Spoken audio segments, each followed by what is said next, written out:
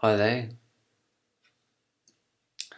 From my last video on Gnosticism, Keta, Let Go, uh, I wanted to explain a little bit further, and I promised I would in that video, about the issue of losing all sense of self. And I said that if once you lose all sense of self, or let go of all sense of self, then a lot of the worries that I presented in my video concerning humanity and nature and positive existence tend to melt away, or at least I should have made that more clear than I did.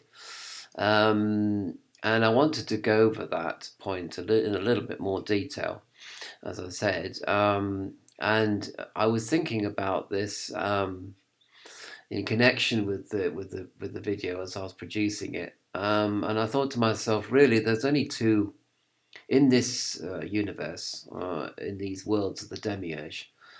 There are only two things, categories, really, and that's mind and stuff. And stuff is basically everything that is known and unknown about the universe. That's the material, that's matter.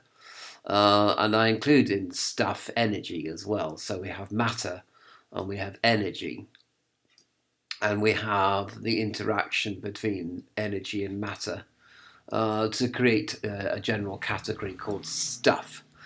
And then the other category, general category, is mind. And mind is basically everything that is about the stuff. Really, there wouldn't be any mind if it wasn't any stuff. So stuff, if you like, is the object, or the subject rather, the subject, and mind is the object. I think, well, maybe it's the other way around, because stuff is what happens to mind to change the mind. So I suppose stuff is the modifier of mind, but it's also the creator of mind. Because, as I say, if there wasn't any stuff, there wouldn't be any mind. And this, of course, must be mind existing outside soul consciousness. So soul consciousness exists completely in a different category again. So you have literally three categories. You have soul and the consciousness of soul, and then you have mind, which is basically everything that is thought about as far as stuff is concerned, and stuff is energy and matter. So then I thought about if there's two categories, stuff and mind, forgetting about soul for a minute. Um, and that's a very controversial category, as we'll see in a minute. So here you have two circles overlapping.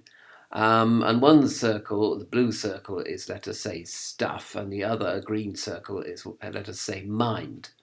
So stuff is here on the left, and the mind is here on the right.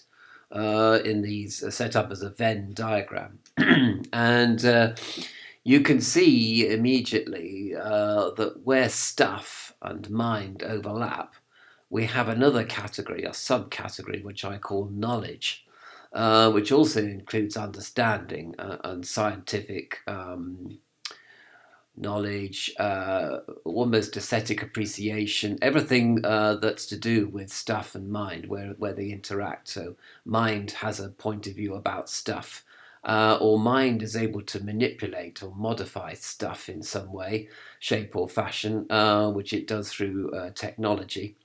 Science and technology, and so we have the creation of this red space, which is what I call knowledge, which is a very broad category for all sorts of things that mind does to stuff, and indeed how mind reacts to stuff in its environment. As I said, aesthetic appreciation and art and literature and things like that. So this knowledge category is a very vast category indeed. Very, very generalized, as indeed the categories of mind and stuff are very general. And so we see here on the left this if you have this kind of red hatching here on the left. This sort of little area, which looks a bit like a piece of cake that somebody's taken a bite out of, a biscuit that someone's taken a bite out of. You have here all the sphere of mind of stuff. And on the right here, you have this category of mind, which again is another biscuit, which has had a section bitten out of it. And this mind basically is self-referencing. So it's basically what I put in here as a subcategory of mind, belief. So belief is here in this sort of general area. And belief is, well, whatever you believe, basically, and whatever you believe is true as well. But belief, as we can see from this Venn diagram, may or may not have anything to do with stuff. So basically, this is fantasy. This is, I suppose, where the origin of art. Which is basically a conspiracy theory. All sorts of different theories go into this category. All sorts of dreams and reveries, and I say fantasies and sexual fantasies, and which are very powerful, of course, and very influential. To conspiracy theories, which of course are all about fear. And obsessive compulsive disorders of various kinds all go in this sort of category of mind, divorced from stuff. Whereas knowledge, of course, is integral to the stuff. But then on the other hand, we have stuff here which seems to be divorced or have nothing to do with either knowledge or mind. And this is basically all the things that we don't know about the universe, about the stuff of the universe. Which is quite considerable, as it is well represented here by this Venn diagram. So basically there's this blue biscuit here with the bite taken out of it, represents everything that we don't know about the universe. And everything over here with this mind category, this green biscuit with the bite taken out of it, that's everything that we think we know about the universe, but in fact we don't know. Because the mind has no idea about anything except its own self and its own self-reference, and there you have all sorts of fantasies and theories and conspiracy theories and such like that have absolutely no grounding in reality. So some of reality, or a lot of reality, is unknown. A lot of mind is known but has no connection with reality. And knowledge is when basically you are attempting or successfully attempting to understand the stuff of the universe on one hand, and perhaps even to understand the contents of mind on the other. And included in this category of knowledge, we could even have psychoanalysis or humanist psychology, attempting to explain why people think the irrational things that they do.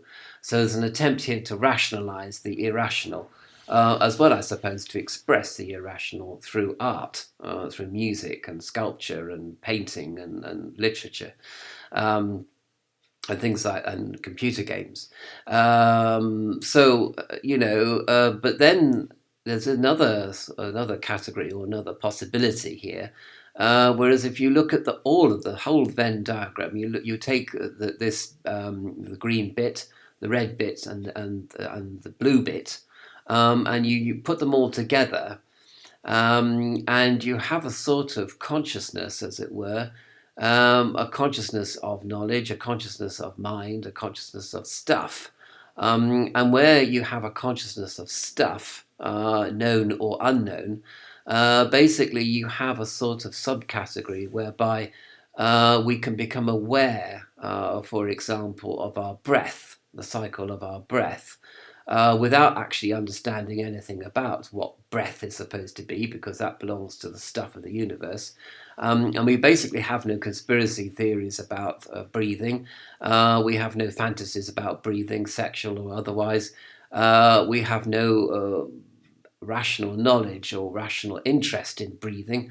We are just breathing, and we're becoming aware of our breath, which is basically becoming aware of stuff on one hand and mind on the other, because we are aware of our awareness of breath, And I suppose we call this awareness yoga or pranayama, which is breath awareness. So that's what we call it. So that's a sort of knowledge category. So we're bringing together, by becoming aware of the breath, we are bringing together mind, knowledge, and stuff in a sort of unique combination. But the thing about it is that we do this, and in the process we lose all sense of self, because of course knowledge and mind together create a category called self, which is our self identity and the self value and the value we place on our thinking processes, whether or not they're fantasy based or reality based. So here we have ego and self, basically taking stock of the contents of mind, basically, which includes knowledge, and referring itself to the value of its own self. So if somebody challenges your conspiracy theories or your knowledge, for example, you feel a bit miffed. You feel as if something personal is happening to you. Because you got your pet theories or your knowledge, and somebody is challenging your data or challenging your theories, and you feel a bit kind of like on the defensive. No matter how objective you try to remain, there is a part of you which is being subjective, which is saying sort of lay off my bits. This is my knowledge or my mind. You can't tell me. If you say I'm wrong, you're saying I'm wrong. You're not, you try to sort of think to yourself, they're only criticizing my knowledge or my theories, but you sort of feel they're criticizing you, the essence of you, and then you get a bit uppity about that.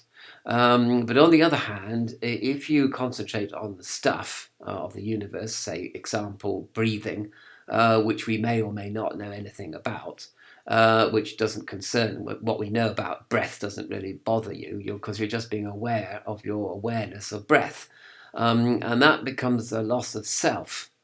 And when you go into the breathing exercise, for example, you just simply enter into something which cannot be known by knowledge. You kind of have a theory about it. There's no conspiracy theory about it. There's no knowledge about it. Or if there is knowledge about it, you're not concerned with knowledge about respiration. You put that into another category in your mind. You put that aside, and all you're doing basically is becoming aware of your breath. And this is a very liberating experience, because then when you're concentrating on the breath, you really don't have, I suppose, any theories about matter or positive existence or nature or humanity even. You sort of transcended that. Whereas my video where I go on about, how miserable everything is, including positive existence, with becoming aware of the breath, you're sort of letting go of that misery or that pessimism which is inherent in Gnosticism. And this, I suppose, sort of you're transcending even the basis of Gnostic theology, a Gnostic pessimism, as it were, and you're letting go of it all, and you're just concentrating on the breath itself in a completely objective way, and it's got nothing to do with what you think, what you fantasize. And if you fantasize about aliens and your breath, well, you put that fantasy aside because it's neither here nor there. If you remember some biology about respiration that you learnt in high school, you put that to one side as well. That's nothing to do with it. It's just pure awareness, and you become. And in my mind, when I was coming up with this idea, this sort of vision, if you like, or this image, I had to sort of liberate this idea of being liberated from all mind, and just becoming one with the stuff of the universe about which we know or do not know, but you don't care what you know or you don't know about stuff, about energy or matter. You're simply concentrating on becoming one with it. And of course, yoga means oneness, means yoking together. And this is a very liberating and transcendental experience, just a simple thing. Or you could just simply look at a tree, and you look at this object in a completely objective way. And you put to one side all your theories about trees, or your theories about the symbolic nature of the tree, mythology of trees, scientific knowledge about trees, the economics of trees, saving the planet through planting trees. You don't bother about any of that. All that's put aside. Um, and then so that's a very liberating experience in the first place. But on the second place, it's also very transcendental. You're even being transcendental, or you're putting into a transcendental category your notions about what it is to be transcendental. And you might say I'm sort of splitting hairs and getting very picky and pinicky about all this. But I think it's very important, especially for people like me, who really, really can't stop analyzing and can't stop thinking and can't stop remembering and can't stop processing data all the time on a conscious level. I can't stop thinking. I can't meditate really. I mean, this is the best I can do. This is the closest I can come to so-called meditation or vacuity, becoming vacuous. I just can't do it. So I have to really become one with matter, and one with the breath, and perhaps one with the movement of my body, or the creation of a asana or posture through, through hatha yoga. That kind of stops me from thinking. It stops me from analyzing. It stops me from thinking of conspiracy theories about something. And it's the only thing that stops me in my tracks, really. I cease to be.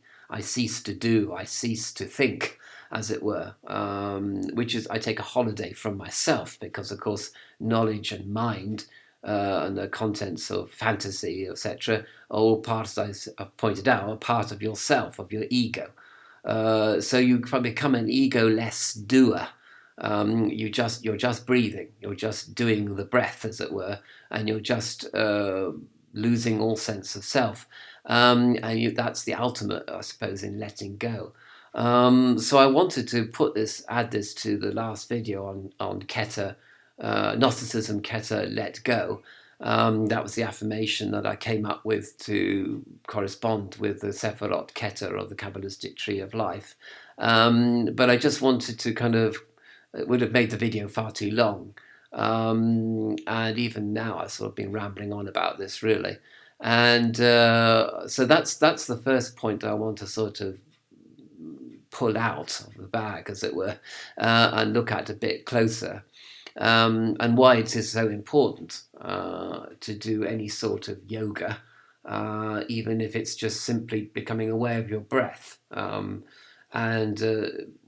or simply looking at a candle or a tree, or anything, or just, I don't know, looking out at the sky, or up at the sky.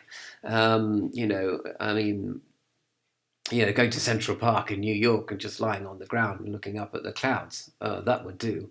And pretty soon, you'd find that you were blotting out what you know about Central Park, and what conspiracy theories you have about Central Park, if any, and the fact that you don't know about any of the contents of Central Park, New York, because it falls into the category of all that stuff that we don't know about in nature and in the universe. So, and you're not bothered about any of it. You're just lying in Central Park on your back, looking up at the clouds, and zoning out, really, and becoming transcendental.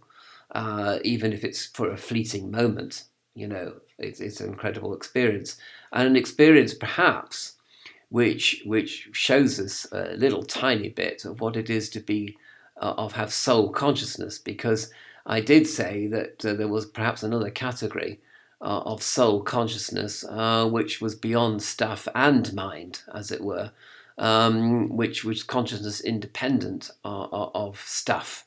But we've got to be careful here, because I know a lot of my critics will say, well, surely this soul consciousness, or soul awareness, really should be placed in the category of mind, of fantasy. It's like, I've got a soul.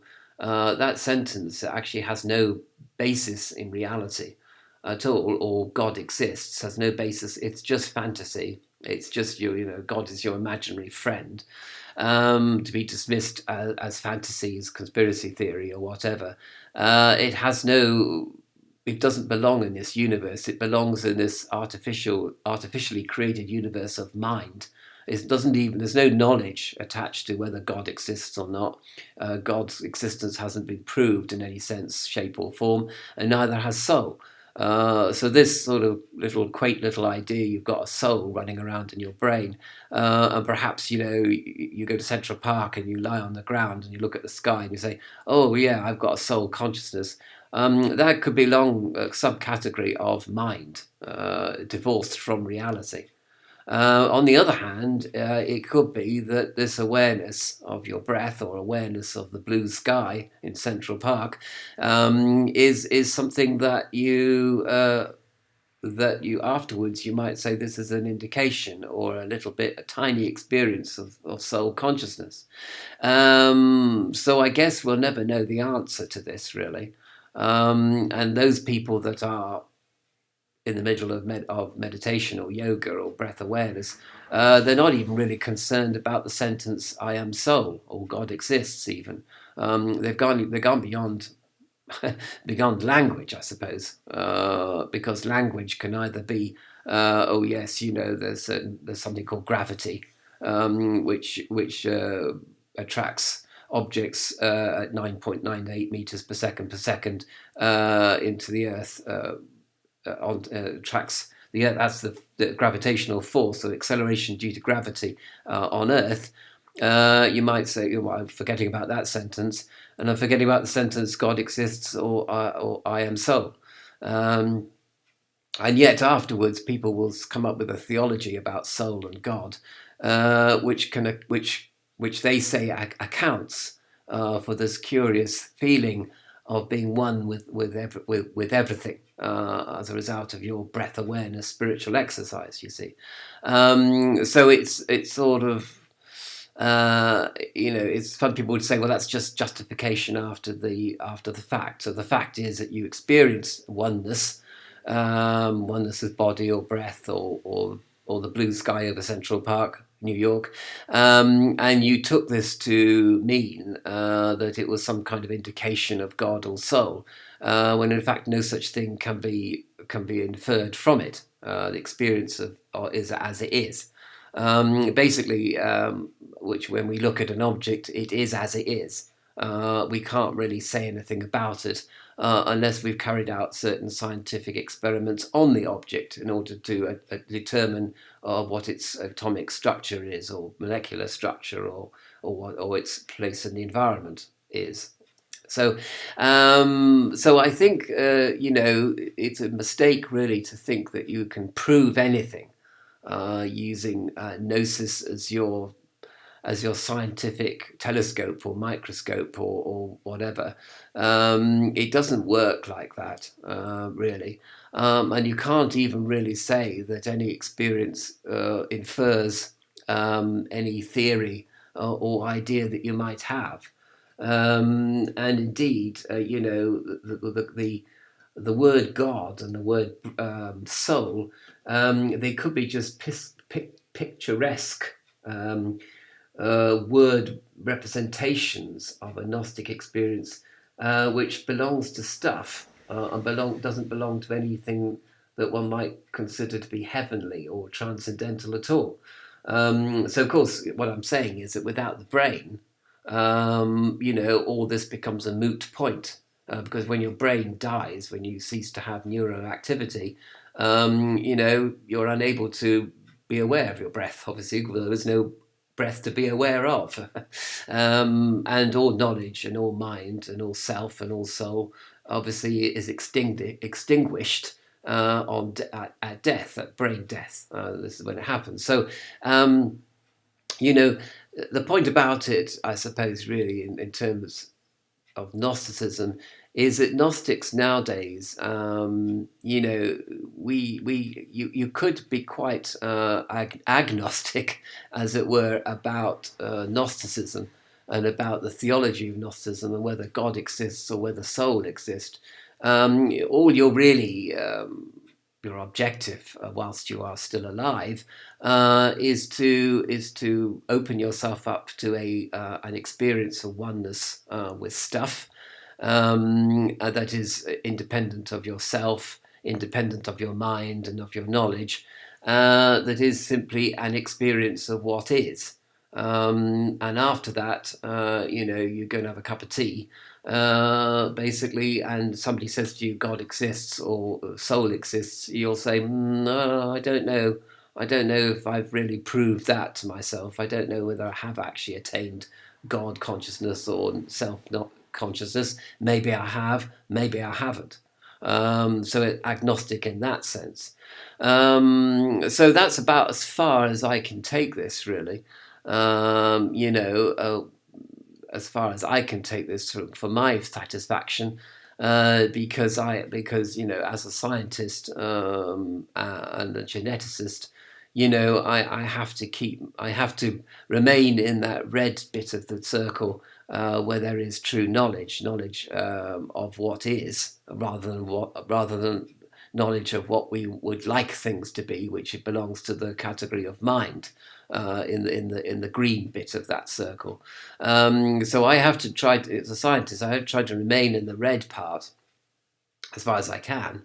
But there's no reason why I can't become aware of my breath and go to Central Park, New York, and look at the clouds and lying on my back on the grass looking at the clouds. And no reason why I can't do that. No reason why any scientist can't do that and have an experience of gnosis, as perhaps some people have defined that experience, and go away and go back to their laboratories and field centres and test centres, and continue being scientists, continue being rationalists and materialists, and that's okay. And I suppose this video is made for people like me. But I guess people like me are probably not interested in Gnosticism, really. I'm a bit of a maverick. I'm a bit of an Eskimo, since I'm a scientist on one hand, looking at mysticism through a sort of quizzical eye, through an agnostic eye, even. And this is the vision that I come up with.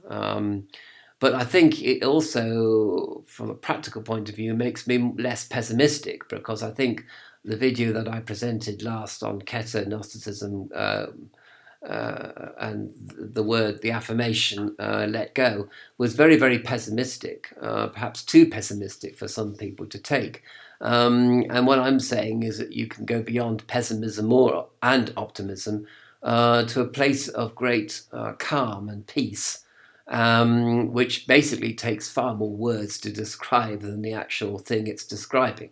And only the best way really is to experience it, rather than try to analyze what's going on, basically, which is more or less impossible, and perhaps even completely irrelevant to the experience.